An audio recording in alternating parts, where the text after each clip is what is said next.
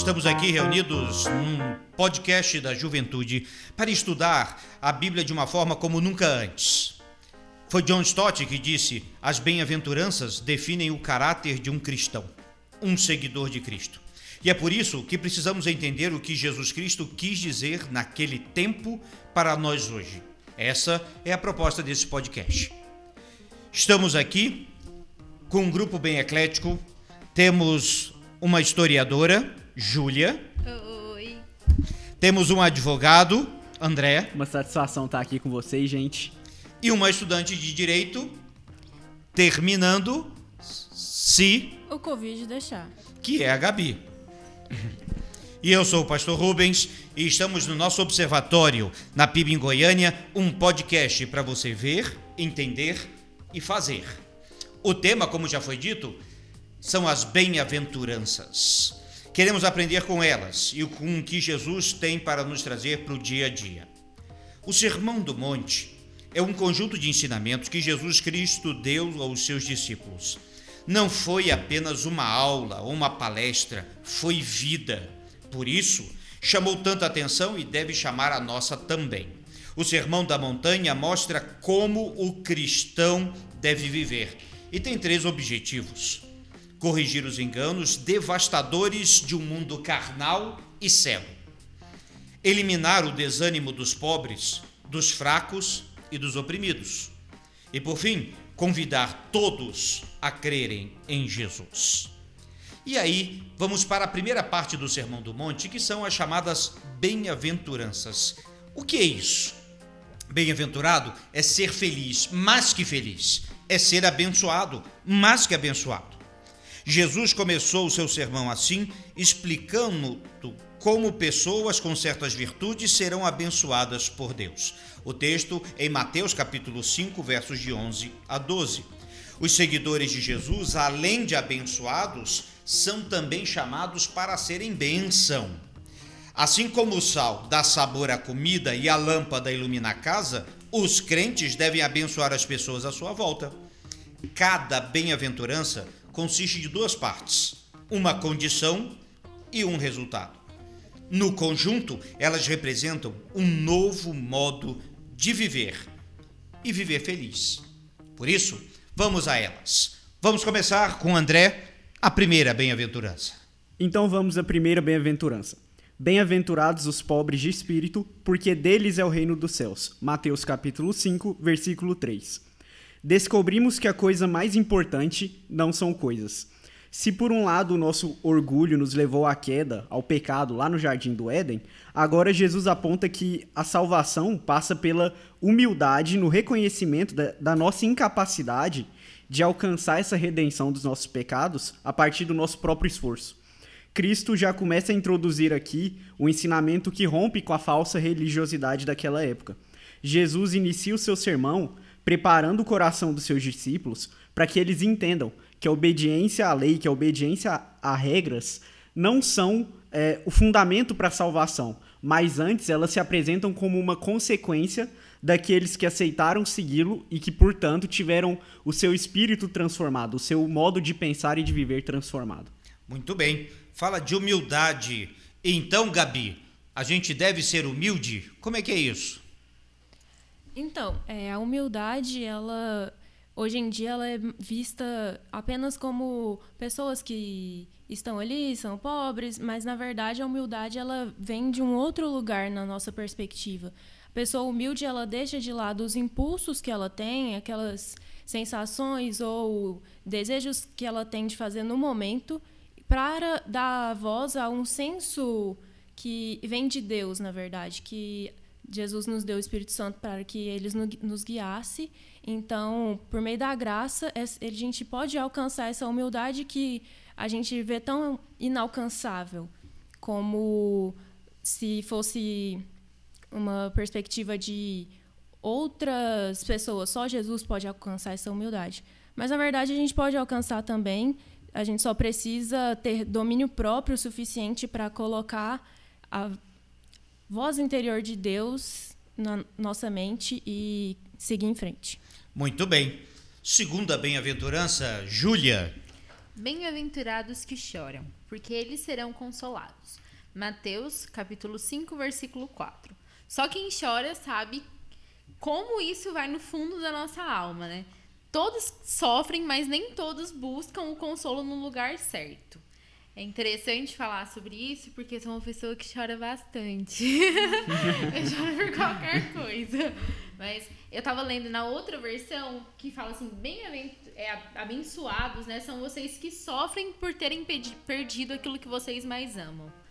E a gente atribui valor a muitas coisas ao longo da nossa vida, né? E ao ponto que a gente vai atribuindo isso, quando você se torna um cristão, você aprende que o lugar de buscar consolo quando você perde algo está em Cristo, né? E só Ele verdadeiramente pode te consolar e te ajudar a enfrentar os momentos mais difíceis da sua vida. Seja no momento que você perde uma vaga de emprego, que era a sua estabilidade financeira, seja a um membro da sua família, qualquer coisa. Então, eu acho bastante interessante Jesus mostrar no início do Sermão do Monte que ele é o único lugar onde realmente há consolo, há conforto. Muito bem. E em Apocalipse vai lembrar que vai dizer, e enxugará dos olhos toda lágrima. É interessante que eu li um autor falando sobre isso, que disse que em nenhum momento dos evangelhos coloca que Jesus riu. Isso é interessante. Embora houvesse momentos que ele estava alegre, mas diz que ele chorou. Sim. E é interessante também, desculpa, mas o que o apóstolo Paulo fala, que é melhor estar num lugar onde há tristeza e choro do que um lugar onde há só felicidade, onde as pessoas não pensam, né, no sentido da vida, que a vida é breve, realmente no que é importante. Muito bem. Terceira bem-aventurança, bem-aventurados mansos, porque eles herdarão a terra. Gabi, como é isso de ser manso? Então, Mateus 5 ele traz isso, né? E ele fala que os mansos herdarão a terra, que é, tipo, muito conflitante pra gente. Uma pessoa mansa, ela é uma pessoa que não está procurando correr na vida. E hoje em dia a gente corre muito. A gente tá na pandemia, mas mesmo assim a gente tá correndo. É incrível como eu vou falar com amigos e às vezes não dá tempo de responder ou eles não respondem, porque tá todo mundo correndo mesmo assim. Então, confiar inteiramente em Deus e, mais do que confiar, colocar as nossas fraquezas dependente das forças de Deus, vai nos ajudar a enfrentar toda e qualquer injustiça. Muito bem, isso é ser manso. André. A próxima bem-aventurança diz o seguinte: bem-aventurados os que têm fome e sede de justiça, porque eles serão fartos. Mateus capítulo 5, versículo 6. Quem não abre mão da integridade por nada e luta por isso para si e para os outros. Estamos sempre prontos para buscar os nossos objetivos, e só que a questão que é colocada aqui, mas a que custo? E Jesus deixa claro que a integridade ela faz parte da caminhada cristã, e para um cristão, os fins não justificam os meios. Exatamente. E é muito importante porque naquela época, se a gente parar para pensar, uma época de muito jogo político, de muita busca por riqueza, naquela época a justiça... Como hoje, né? Como hoje, sim, como hoje. Mas já desde aquela época, a justiça era muito influenciada pelo dinheiro que a pessoa tinha e também pelos contatos, pela influência que a pessoa tinha. Então, algo que Jesus coloca também é que, primeiro, o cristão deve buscar um caráter de justiça. Ele deve sempre buscar a justiça para si e para os outros. E o segundo ponto que a gente pode abstrair disso é que Deus, Ele mesmo, é a fonte de toda a justiça. Então, quando nós estamos alinhados com Deus, nós poderemos ter certeza que nós seremos fartos dessa busca por justiça. Muito bem. Júlia, vamos falar um pouquinho sobre misericórdia. Isso. O versículo, né, das bem-aventuranças, a bem-aventurança diz assim: bem-aventurados os misericordiosos, porque eles alcançarão misericórdia. Mateus capítulo 5, versículo 7. Misericordioso é alguém que se coloca no lugar do outro, né? Então tem muito a ver com o conceito que hoje em dia já está bem banalizado, que é a empatia. Hoje, em tudo quanto é lugar que vai, a pessoa, nossa, você precisa ter empatia, né? Precisa se colocar no lugar do outro. E isso é bastante interessante, porque a gente vive num mundo que é narcisista, desde a queda do homem no Jardim do Éden. Isso é um fato e é algo que não vai mudar, infelizmente, a gente tem que ser realista. O mundo, ele segue por um curso que é o caminho do mal. Então, quando você vê alguém que ela está disposta, essa pessoa, a se colocar no lugar do outro e a tirar os benefícios próprios em prol do próximo, isso impacta as pessoas ao seu redor. Como você vê alguém honesto. Por exemplo, alguém que acha dinheiro do outro e entrega muito dinheiro, vai parar onde? No jornal. Por quê? Porque o mundo não está acostumado com esse tipo de empatia da pessoa se colocar no lugar do outro. Então, isso é bastante interessante, né? Como que a questão da empatia, ela é algo que é muito dito na nossa sociedade e pouco praticado. E Jesus fala isso desde a antiguidade, né? Que é algo bastante interessante para falar. E uma questão também sobre misericórdia, que é interessante pra gente falar, é um pouco sobre as Crônicas de Nárnia. Eu não sou fã dos filmes, muita gente é, mas eu gosto muito dos livros, né? E eu queria falar um pouco sobre isso, em poucas palavras, tá? Eu vou tentar ser poucas palavras, breves poucas palavras. mas importantes palavras. Então vamos lá. Então, o Lewis, que muita gente conhece, que é o Clive Staples Lewis, ele é um famoso escritor, né, de vários livros, mas ele ficou muito conhecido pela saga das Crônicas de Nárnia, que ele escreveu. Mas a maior produção dele foi depois que ele se converte ao cristianismo, que ele vai produzir uma literatura muito extensa sobre a cultura cristã, principalmente na Inglaterra, né, durante o século XX, que vai impactar muito a forma como a gente compreende a Bíblia hoje, né? É bastante interessante o que ele fala. E ele foi um professor de literatura em Oxford, que é uma das universidades mais bem reconhecidas e uma das primeiras universidades, né? Como professora de história, não posso deixar de destacar isso. E ele também era um crítico literário. Então, as obras dele a gente vê um certo perfeccionismo, porque ele era um crítico literário. Então, o que é interessante sobre Lewis é que ele nasce no final do século XIX, né? Precisamente em 1898 e tal. E aí, ele é ateu, o que me surpreendeu. Porque, assim, a gente consegue perceber a diferença entre as obras dele quando ele se converte ao cristianismo. E quando ele escreve as Crônicas de Nárnia, um dos seus principais personagens é o Aslan, né? Que representaria, então, Jesus Cristo, filho do imperador Alenmar, que seria Deus. E uma das principais características do Aslan é o quê? Que sempre que você precisa, Deus se fará presente.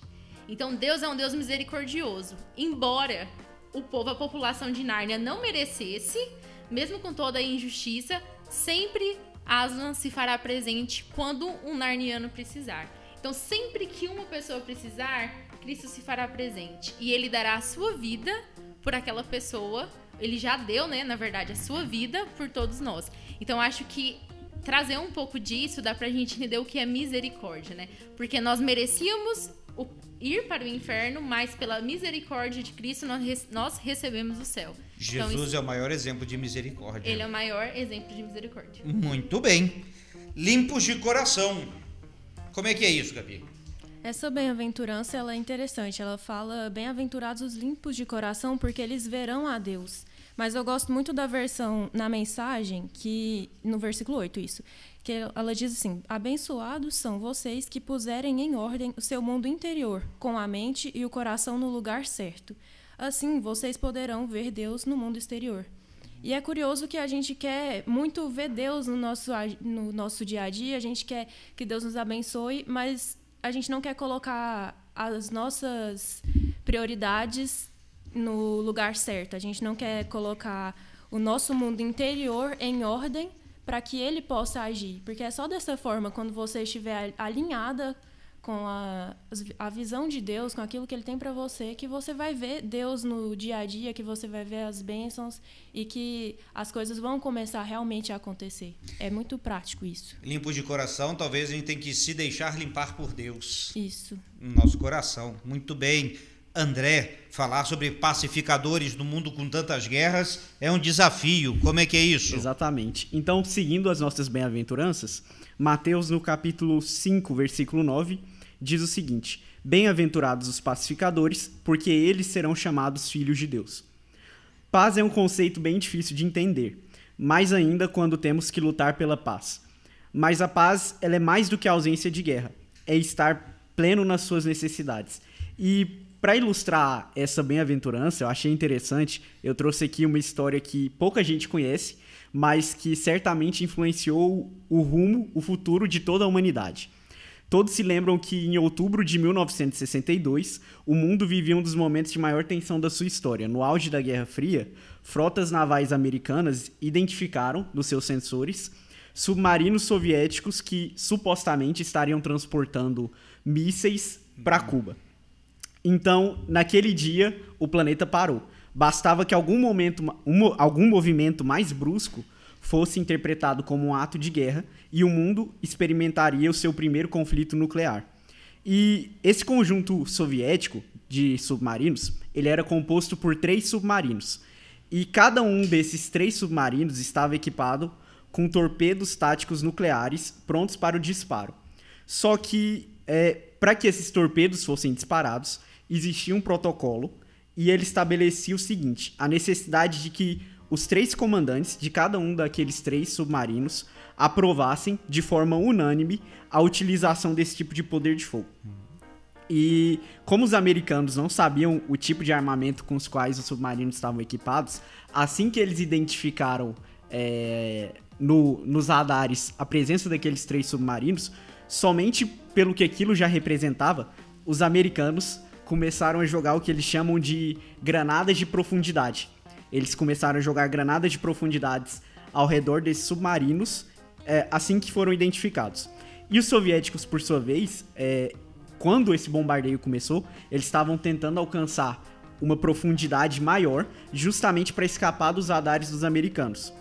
E como eles não sabiam o que estava acontecendo, assim que esse bombardeio começou ao redor dos submarinos soviéticos, o primeiro comandante do submarino, ele pegou aquele ato e interpretou como o seguinte: ele chegou e virou, segundo relatos, pros outros 2 comandantes: olha, a gente está sendo bombardeado, a guerra já começou. E aí, ele deu o seu aval, o primeiro aval pro disparo do primeiro torpedo nuclear.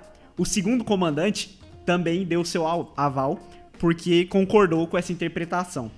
Só que teve o terceiro comandante, e o nome dele era Vassily Alexandrovich Arkhipov, e ele vetou a utilização do armamento nuclear.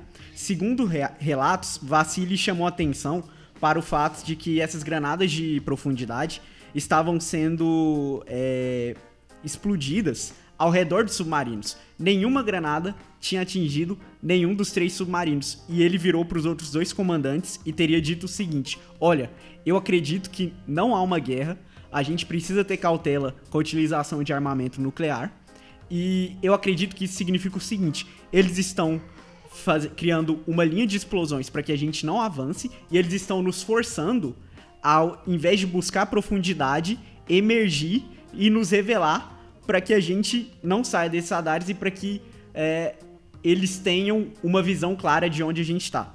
Então, esse comandante de submarino soviético, que pouca gente conhece, ele evitou o início de um conflito nuclear pelo qual toda a humanidade pagaria o preço. Então, eu achei um excelente exemplo de pacificador, porque ele teve muita cautela antes de interpretar aqueles atos que eram atos bruscos como um movimento de guerra.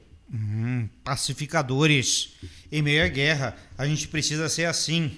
Muito bem. E então, vamos entender um pouquinho mais. Perseguição. Como é que é isso? A gente vive no Brasil que a gente não tem perseguição hoje, no século XXI. Como é que é, Júlia? Bem-aventurados que sofrem perseguição por causa da justiça. Então, a bem-aventurança diz isso, né? Bem-aventurados que sofrem perseguição por causa da justiça, porque deles é o reino dos céus. A gente hoje, quando pensa em perseguição dentro do cristianismo, a gente automaticamente nos dirigir, vamos nos remeter ao Oriente Médio, né? Há países que são... Eu não posso falar isso. Mas países que têm uma política mais restritiva, né? Não quero falar sobre grupos econômicos e políticos. Mas tudo bem. Então, eu acho que isso tem a ver com essa questão. Só que o que é justiça? É algo a se pensar. Então, a justiça que Cristo fala aqui é realmente levar a verdadeira justiça de que Cristo, ele é o juiz, o justo juiz, né? Aquele que não leva em consideração o seu passado, a sua história, a sua identidade, as suas considerações políticas, suas emoções. Ele é alguém que leva em consideração aquilo que é verdadeiro, aquilo que é importante, né? Por exemplo, o homem nasceu em pecado e ele já está condenado. Então, não é que ele será condenado. Cristo, na verdade, ele é a salvação. Por isso, ele é a verdadeira justiça. Sim. Então, bem-aventurado aqueles que defendem isso, a verdadeira justiça, que é Cristo e o seu nome, né? Muito bem. Exatamente. Tem uma história que fala a respeito do irmão André. Ele é o chamado contrabandista de Deus. Ele é o diretor da Portas Abertas. Da Portas Abertas. Ele andava com um Fusca. É um Fusca, né? Um Fusca. E atravessava a antiga cortina de ferro socialista com Bíblia contrabandeado. E Deus abençoou. Bem, ele esteve aqui no Brasil um tempo e perguntaram para ele: se a igreja brasileira fosse perseguida, ela seria melhor? E ele respondeu o seguinte: não. Se a igreja brasileira fosse melhor, ela seria perseguida. Exatamente. Como é que é isso, Gabi? É muito curioso falar disso quando a gente não sofre uma perseguição enfática, como a Júlia trouxe agora, né? Mas se você faz as boas obras que Jesus nos mandou fazer, assim como ele fazia, muitos vão virar para você e vão falar assim: não, deixa isso quieto. Não, deixa fulano lá porque ele tá bad, deixa ele quieto. Aí, se você vai lá e não faz uma visita, não liga para ele, não manda uma mensagem, fulano pode, sei lá, vir fazer alguma coisa contra si mesmo e você vai não ter feito nada, sendo que Jesus te colocou no coração para fazer alguma coisa e você escutou pessoas que te impediram de fazer isso. Então, eu acho que a perseguição, hoje em dia, para nós, ela está muito nisso de impedimentos. O que tem te impedido de fazer a boa obra? O que tem te impedido de fazer aquilo que Jesus te mandou fazer, sabe? E é muito curioso quando eles vão, que no versículo 11 ele fala, tipo, quando sofrerem zombaria, perseguição, e outros vão mentir e falar maldades ao seu respeito. E se isso não está acontecendo, é porque você não está fazendo o seu serviço direito.